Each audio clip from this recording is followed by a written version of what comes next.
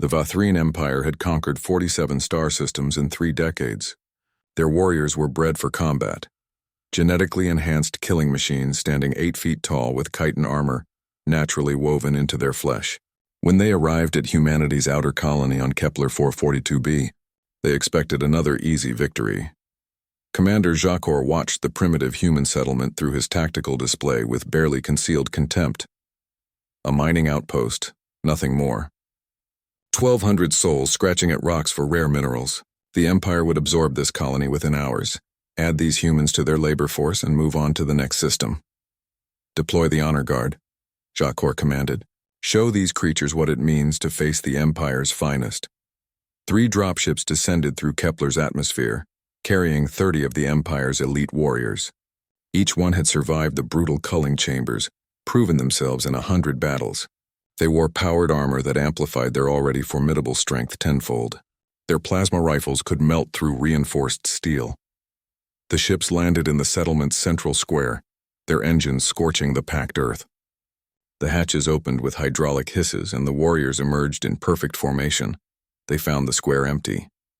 No defenders. No terrified colonists. Just wind-blowing dust across abandoned equipment and silent prefab buildings.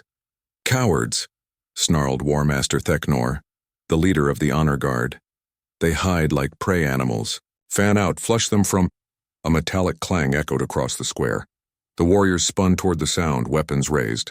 A human emerged from behind a massive mining hauler, and for a moment, Theknor thought his translator must be malfunctioning because surely this couldn't be their opponent. The human was small, even by their species standards. Female, perhaps 40 cycles old, wearing stained coveralls and a sleeveless shirt that revealed arms covered in old scars and newer grease stains. She had gray streaks in her short-cropped hair and carried no weapon except a large wrench casually slung over one shoulder. "You boys done posturing?" she called out. "Because you landed your fancy death buckets right on top of my damn hydraulic line, and now I got 3 tons of equipment with no pressure." The warriors stared. Theknor's mandibles clicked in confusion. "Human, where are your defenders? Evac to the caves 3 hours ago when your ships entered orbit.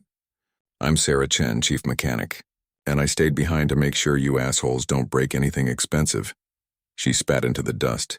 "Also, somebody's got to teach you idiots about proper landing protocols. You dare mock the Vathrine Empire?" Theknor took a step forward. "You face 30 of our greatest warriors alone with no weapon, and you speak of landing protocols?" Sarah hefted the wrench, testing its weight. "Weapon, son? I've kept mining equipment running in conditions that would make your fancy armor weep.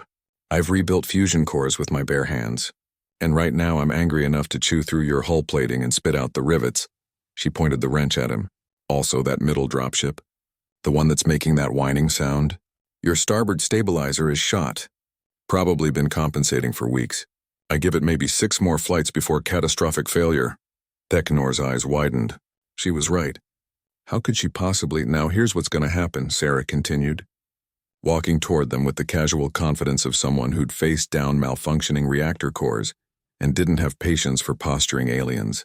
"You're going to get back in your ships, call your boss, and explain that humanity doesn't take kindly to uninvited guests. And then you're going to leave." "Absurd." Theknor raised his plasma rifle. "We are the honor guard. We have conquered worlds. We will not be intimidated by one unarmed human with a..." Sarah moved. Years of working in 0G, crawling through cramped maintenance shafts, and wrestling with equipment that actively tried to kill you had made her fast. The wrench came around in a practiced arc and connected with the rifle's power cell housing. The rifle exploded, not catastrophically, but enough to send Theknor stumbling back. His hands blistered even through his armor's gloves.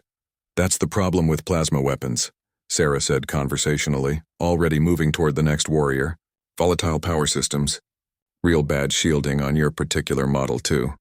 Probably because you got some idiot procurement officer buying from the lowest bidder." She ducked under a warrior's punch, brought the wrench up into the elbow joint of his armor, the one weak point where the servo mechanisms were exposed, and the entire arm locked up with a shower of sparks. "See, here's what you military types never understand," she continued, now circling the group like a shark. "Us mechanics? We know how things work. More importantly, we know how they break." What followed would later be described in Vathrine military reports as tactically impossible. One human woman, armed with nothing but a wrench and decades of spite, systematically dismantled 30 elite warriors. She struck power coupling joints. She exploited servo weaknesses.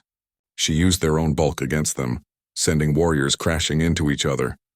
Their targeting systems scrambled by her intimate knowledge of their equipment's electromagnetic vulnerabilities.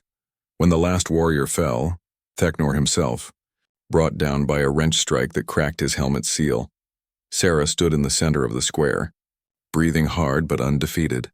Commander Jacor, watching from orbit, felt something his species hadn't experienced in generations: fear. "Send the fleet," he whispered, but Earth's response was already incoming. Not warships, not soldiers. The transmission was simple. "You sent warriors. We're sending engineers. Surrender now and we'll fix your ships before we send you home."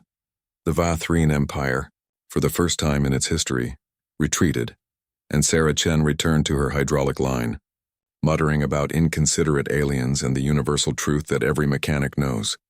The universe might be vast and terrifying, but nothing in it is scarier than someone who knows where to hit it with a wrench.